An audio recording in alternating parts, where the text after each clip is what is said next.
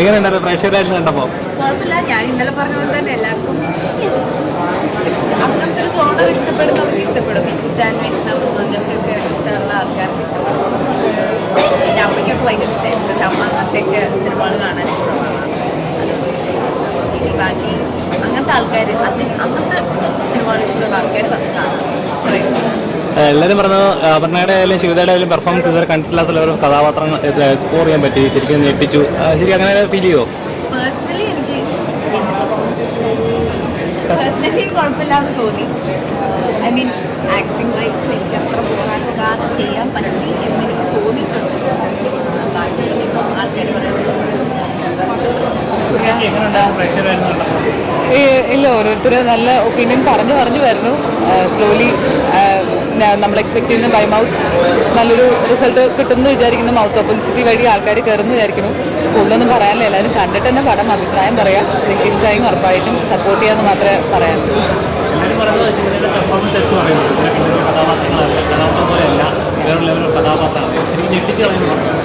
അങ്ങനെ പറഞ്ഞോ?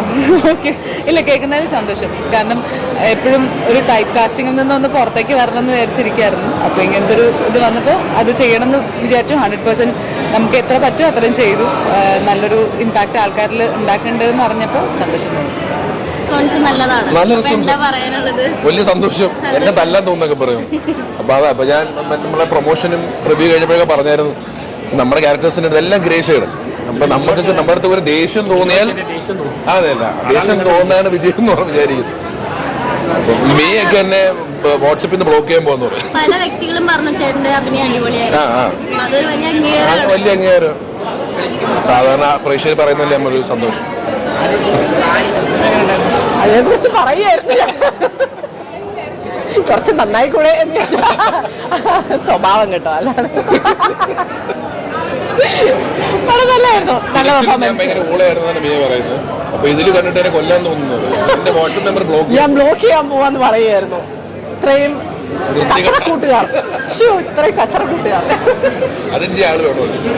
അതെ, വേണം. അപ്പൊ അടുത്തതില് കുറച്ച് നല്ല കഥാപാത്രമായിട്ട്, നല്ല സ്വഭാവമുള്ള കഥാപാത്രമായിട്ട് വരും എന്നാണ് പറയുന്നത്. അല്ല, അടുത്ത സിനിമയിൽ നല്ല കഥാപാത്രമായിട്ട്, നല്ല സ്വഭാവമുള്ള കഥാപാത്രമായിട്ട് വരുമെന്ന് ഉള്ള പ്രതീക്ഷയിൽ ഞാൻ വിടവാണ്. സിനിമ അല്ല, നല്ല പെർഫോമൻസ് ആയിരുന്നു. അവർക്ക് നന്നായിട്ട് പെർഫോം ചെയ്തിട്ടുണ്ടായിരുന്നു. അതാ പറഞ്ഞേ, എല്ലാവരുടെയും നല്ല പെർഫോമൻസും കാര്യങ്ങളും ഒക്കെ ആയിരുന്നു. നല്ലൊരു അറ്റംപ്റ്റ് ആയിരുന്നു. പറയുന്നത് നമ്മള് ന്യൂസിലൊക്കെ കാണുന്ന പോലെ, അത് ഞാൻ പറഞ്ഞില്ലല്ലോ, നമ്മൾ പത്രത്തിലൊക്കെ കുറേ അപ്സെറ്റിംഗ് ന്യൂസുകളൊക്കെ കാണുന്നില്ലല്ലോ. അപ്പം അതിന്റെ ഒരു സിനിമാറ്റിക് റെപ്രസെന്റേഷൻ അങ്ങനെ എനിക്ക് ഫീൽ ചെയ്തു.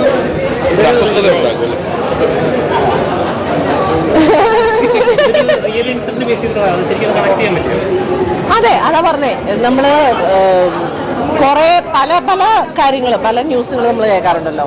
അങ്ങനെ പിള്ളേരും അതും ഇതൊക്കെ റിലേറ്റഡ് ആയിട്ട് ഒന്നും രണ്ടും അല്ല, ഒരുപാട് കാര്യങ്ങൾ നമ്മൾ കേൾക്കുന്നുണ്ട് അല്ലേ. അപ്പം കുറെ കാര്യങ്ങൾ നമുക്കിങ്ങനെ ഓർമ്മ വന്നു, പല കേസുകൾ ഓർമ്മ. നന്നായിട്ട് നല്ല മൂവിയായിരുന്നു. എൻഗേജിങ് ആയിരുന്നു. ക്യൂരിയോസിറ്റി ഒക്കെ മെയിൻറ്റെയിൻ ചെയ്തിട്ടുണ്ട്. എല്ലാവരുടെയും പെർഫോമൻസ് നല്ലതായിരുന്നു. നമ്മൾ കഥ കഴിഞ്ഞു എന്ന് വിചാരിക്കുന്നിടത്ത് പുതിയൊരു ടേണിംഗ് പോയിന്റ് അവർ റിവീൽ ചെയ്യുന്നുണ്ട്. പിന്നെ എല്ലാവരുടെയും പെർഫോമൻസ്, ശിവദ, ചന്തു, അനു മോഹൻ, അതേപോലെ അപർണ, എല്ലാവരുടെയും പെർഫോമൻസ് വൈസ് നല്ലതായിരുന്നു. എല്ലാവർക്കും ചെയ്യാത്ത ക്യാരക്ടറാണ്.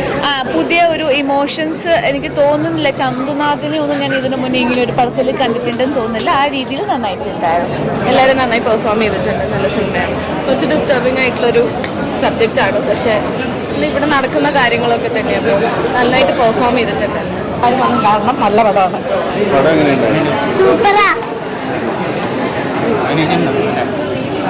നാളെ അർജുൻ എന്ന് പറഞ്ഞ കഥാപാത്രം ചെയ്തിട്ടുണ്ട്. നന്നായിട്ടുണ്ടോ? സിനിമ കണ്ടപ്പോ എങ്ങനെ ഉണ്ടായിരുന്നു? തിയേറ്ററിൽ കണ്ടപ്പോ ഇഷ്ടായോ? ഇഷ്ടായോ? നമ്മുടെ സമൂഹത്തിൽ നടക്കുന്ന ഒരുപാട് കാര്യങ്ങളുണ്ട്. പബ്ലിക്കായിട്ട് പറയുന്ന ആൾക്കുള്ള തെറ്റായിട്ട് കാണണം. ഞാൻ മുമ്പൊരിക്കലൊരു കഥ പറഞ്ഞു, എൻ്റെ ലൈഫിൽ നടന്നിട്ടുള്ള. അതിലൊരു സാക്ഷി മരിച്ചുപോയി. നമ്മുടെ കണ്ടെയ്നർ ഇടിച്ച് മരിച്ച 2 സ്ത്രീകളുണ്ട്, രാജി വിജി. അതിൽ രാജിര അമ്മ എൻ്റെ ആൻറ്റിയാണ്. അവരുടെ ഹസ്ബൻഡിനെയാണ് ഞാൻ ആദ്യം കല്യാണം കഴിച്ചത്. അന്ന് അവർ തമ്മിലുള്ള റിലേഷൻ ഇന്നതാണെന്നുള്ളത് പോലീസ് സ്റ്റേഷൻ ഉൾപ്പെടെ എല്ലായിടത്തും എന്താ പറയുക, നീതിക്കേണ്ടി ഒരുപാട് അലഞ്ഞതാ. പക്ഷെ ഇന്ന് ഈ സിനിമയുടെ പറഞ്ഞ് ഇത് പബ്ലിക്ക് കാണണം. പല ബന്ധങ്ങളും പല പെൺകുട്ടികളും ഒരു വീടിൻ്റെ ഉള്ളിൽ എന്തൊക്കെ അനുഭവിക്കണം എന്നുള്ളത് പലയിടത്തും പറയുമ്പോൾ ആ പെൺകുട്ടി ഇത്തിരി സ്മാർട്ടാണെന്നുണ്ടെങ്കിൽ ആ പെൺകുട്ടി എല്ലാവരും കുറ്റം പറയാം. ഞാൻ അനുഭവിച്ചതാണ്, മനസ്സിലായില്ലേ? എൻ്റെ ലൈഫിലുണ്ടായിട്ടുള്ള കാര്യങ്ങളാണ്. അതൊക്കെ പച്ചക്കുളിച്ച് വരുമ്പോൾ പലരും പറഞ്ഞത് ഇവിടെ ഒറിജിനലാണോ. 3 വർഷം മുമ്പ് വിധി എന്ന് പറഞ്ഞ സിനിമയുടെ ലൊക്കേഷനിൽ ഒരു മുറിവായിട്ട്, ഒരു വെട്ട് കിട്ടിയ മുറിവായിട്ടാണ് ഞാൻ ചെന്നിട്ടുള്ളത്. അന്ന് നമ്മുടെ അലിയാർ അദ്ദേഹം വന്നിട്ട് എൻ്റെ ഇൻ്റർവ്യൂ ചോദിച്ചതാണ് ഈ കാര്യം പറഞ്ഞിട്ട്. അന്ന് നമ്മുടെ ആലുവ വനിതാ സെല്ലിൽ ഞാറക്കൽ പോലീസ് സ്റ്റേഷനിൽ ഉൾപ്പെടെ ഞാൻ റോഡിലിരുന്നിട്ടുണ്ട് നീതിക്ക് വേണ്ടിയിട്ട്, ആ മുറിവായിട്ട് എൻ്റെ മക്കൾക്ക് വേണ്ടിയിട്ട്. അന്നൊക്കെ എന്താ പറയുക, ആ പോലീസുകാർ ഒരു മടിയിലാണ് വനിതാ പോലീസ് നമ്മളോട് പറഞ്ഞു, നീ അടക്കളയിൽ നിന്നാൽ പോരെ, 3 നേരം നിനക്ക് ഫുഡ് കിട്ടിയാൽ പോരെ, നീ എന്തിനാ പുറത്തിറങ്ങി ഇറക്കണേ, ഈ ബൈക്കൊക്കെ എടുത്ത് എന്തിനാ ഇറക്കണേ, നീ പെൺകുട്ടികൾ പാതിരാത്രി ഇറങ്ങണം എന്തിനാ. അതും പറഞ്ഞത് 9 മണിക്ക് ഇരുന്നല്ല സ്റ്റേഷനിൽ. ഞാൻ ആ സ്ത്രീയോട് ചോദിച്ചത്, നിങ്ങൾ ഈ ഒരു ഉദ്യോഗസ്ഥയായിട്ട് ഈ ഒരു യൂണിഫോം ഇടാൻ നിനക്ക് യോഗ്യത ഉണ്ടോ? നിങ്ങൾക്ക് അടക്കളയിൽ നിങ്ങളുടെ അമ്മായിമ്മ പറയണോ നിങ്ങളുടെ അടക്കളയിൽ ഒരു 3 നേരം ഫുഡ് അടിച്ചാൽ പോരെ? ശരിക്കും പറഞ്ഞാൽ ഇങ്ങനെയുള്ള കാര്യങ്ങളിൽ ഒരു പെൺകുട്ടിയെ ഏറ്റവും ക്രൂരമായി ചിന്തിക്കാൻ കാരണം ഉണ്ടാക്കുന്നത് നമ്മുടെ സമൂഹമാണ്, നമ്മുടെ ചുറ്റുപാടാണ്. ഇപ്പോൾ പെൺകുട്ടികൾ കാണിക്കുന്ന ഈ സ്വാതന്ത്ര്യം ഇതുപോലെയുള്ള കാര്യങ്ങൾ കാരണം കൊണ്ട് തന്നെ നമ്മുടെ വീട്ടിൽ നമുക്കുണ്ടാകുന്ന പ്രശ്നങ്ങൾ കാരണം അത് സിനിമയിൽ കാണിക്കുന്നുണ്ട്, നന്നായിട്ട് കാണിക്കുന്നുണ്ട്. പലപ്പോഴും ഇങ്ങനെയുള്ള പ്രശ്നങ്ങൾ വരുമ്പോൾ കുഞ്ഞുങ്ങളെ ബാധിക്കുന്നുണ്ട്. നന്നായിട്ടുണ്ട്, സൂപ്പറായിട്ടുണ്ട്. ഒരു കുടുംബകഥ, ഒരു നടന്ന ഒരു കഥ ഫീൽ, ഒരു നാട്ടിൽ നടക്കുന്ന ഒരു കഥ. ആ ഒരു നന്നായിട്ടുണ്ട്, കാണാൻ പറ്റും. പുറത്തു പറയാത്ത ഒരു കഥ, ഓരോരോ വീടിൻ്റെ ഉള്ളിൽ നടക്കുന്ന കഥ. നന്നായിട്ടുണ്ട്. അതിലൊരു ഭാഗമാകാൻ കഴിഞ്ഞാൽ എനിക്ക് സന്തോഷം. ഞാനതിലൊരു ചെറിയ സീൻ ചെയ്തിട്ടുണ്ട്. നല്ലായിരുന്നു. ഇവരുടെ കൂടെ ഉള്ളത് ഏറ്റവും നല്ലായിരുന്നു. ഒരു ഫാമിലി പോലെയുള്ള ഒരു സാറായാലും വളരെ നല്ല മനുഷ്യൻ. സത്യം പറഞ്ഞാൽ അവിചാരിതമായിട്ട് ഞാൻ എൻ്റെ ഹൃദയത്തിൽ നിന്ന് പറയുന്നതാണ്, അവിചാരിതമായിട്ടാണ് ഞാൻ ഈ സിനിമയ്ക്ക് എത്തിയത്. കാരണം എന്നോടൊപ്പം ചാട്ടുളി എന്ന് പറഞ്ഞ സിനിമയിൽ ചെയ്ത അമൽ ഇതിലൊരു ക്യാരക്ടർ ചെയ്തിരുന്നു. അദ്ദേഹം ഇന്നലെ വിളിച്ചിട്ടാണ് ഇത് കാണാനായിട്ട് വന്നത്. എനിക്കിത് കണ്ടു കഴിഞ്ഞപ്പോൾ വളരെയേറെ സന്തോഷമുണ്ട്, കുറച്ച് സങ്കടമുണ്ട്. എന്താണെന്ന് ചോദിച്ചു കഴിഞ്ഞാൽ ഈ സംഭവം റിയലാണ്. എൻ്റെ വീട്ടിൻ്റെ അയൽവക്കത്തുള്ള ഞാൻ പഠിപ്പിച്ച കുട്ടിക്ക് നടന്ന സംഭവം. നിങ്ങളെല്ലാവരും കേട്ടിട്ടുണ്ടാവും ആറ്റിങ്ങൽ സംഭവം, ആറ്റിങ്ങൽ ഇരട്ടക്കൊലപാതകം. അന്ന് പലരും ആ പെൺകുട്ടിയെ കുറ്റം പറഞ്ഞപ്പോഴും പലരും അവരെ ഒരുപാട് ദ്രോഹിച്ചപ്പോഴും എനിക്ക് തൊണ്ടയിടറുന്നുണ്ട്. ഞാൻ മാത്രമായിരുന്നു ആ കുട്ടിയെ ആ വീട്ടുകാർക്ക് സപ്പോർട്ടായിട്ട് നിന്നതും പറഞ്ഞത്. പക്ഷെ അന്ന് മുഖ്യധാരയിൽ എൻ്റെ വാക്കുകൾക്കോ അതിനൊന്നും ആരും വില കൽപ്പിച്ചില്ല. നീതി താമസിച്ചാണ് നമുക്കൊരു നീതി കിട്ടുന്നതെങ്കിൽ പലപ്പോഴും ഞാൻ പറയാറുണ്ട്, സത്യം എന്ന് പറയുന്നത് വെള്ളത്തിൻ്റെ അടിയിൽ താന്നു കിടക്കുന്നതാണ്. കള്ളം വെള്ളത്തിൻ്റെ മുകളിൽ പൊങ്ങി നിൽക്കും. പക്ഷെ ഒരു നാൾ ആ സത്യം പുറത്തേക്ക് പൊങ്ങി വരും എന്നുള്ളതിന് യാതൊരു സംശയമില്ല. അപ്പോൾ കള്ളമെല്ലാം മാറും. പക്ഷെ സത്യം ലേറ്റായിട്ടാണ് പുറത്തേക്ക് വരുന്നതെങ്കിൽ അത്രയും നാൾ ആ വ്യക്തി അനുഭവിക്കുന്ന പീഡനങ്ങൾ അല്ലെങ്കിൽ ആ മാനസിക പ്രയാസങ്ങൾ, ആ കുട്ടിയെ അല്ലെങ്കിൽ ആ വ്യക്തിയുമായി ബന്ധപ്പെട്ടവർ അനുഭവിക്കുന്ന വിഷമങ്ങൾ, ഇതെല്ലാം കൂടെ നമ്മൾ കണക്ക് കൂട്ടുമ്പോൾ യഥാർത്ഥത്തിൽ ഭയങ്കര വിഷമമാണ്. ഇന്ന് ഈ സംവിധായകനെയും തിരക്കഥാകൃത്തിനെയും ഞാൻ എൻ്റെ ഹൃദയത്തിൽ നിന്ന് അഭിനന്ദിക്കുകയാണ്. കാരണം എൻ്റെ വീട്ടിൽ ഞാൻ പഠിപ്പിച്ച എൻ്റെ വീട്ടിൻ്റെ അയൽവക്കത്തുള്ള കുട്ടി ഒരുപാട് കഷ്ടപ്പെട്ടു, ഒരുപാട് പീഡനങ്ങൾ അനുഭവിച്ചു. ഇപ്പോൾ ആ കുട്ടിക്ക് കാഴ്ച പോലും പ്രശ്നമാണ്. ഞാൻ കാണുന്നതാണ്.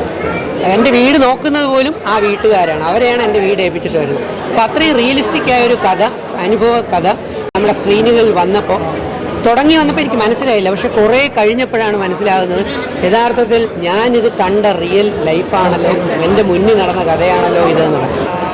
സ്ത്രീകൾക്ക് എന്തായാലും സ്ത്രീകളുടെ സമൂഹത്തിൻ്റെ ഇടയ്ക്ക് നടക്കുന്ന ഒരു കാര്യങ്ങളാണ്. അപ്പം എല്ലാവരിലോട്ടും നല്ലൊരു മെസ്സേജായിട്ടാണ് സാർ കൊണ്ടുവന്നിരിക്കുന്നത്. എന്തായാലും നല്ല നല്ല രസമുള്ള മൂവിയാണ്. ഇപ്പോൾ ഇത് റിയൽ ഇൻസിഡൻറ്റും കൂടെ ആയതുകൊണ്ട് വളരെ നന്നായിട്ട് നമുക്ക് പിന്നെ അത് അക്സെപ്റ്റ് ചെയ്യാൻ പറ്റുന്നുണ്ട്. പ്രത്യേകിച്ച് ഞാൻ കോട്ടയംകാരിയാണ്, അവിടെ നടന്ന സംഭവമാണ്.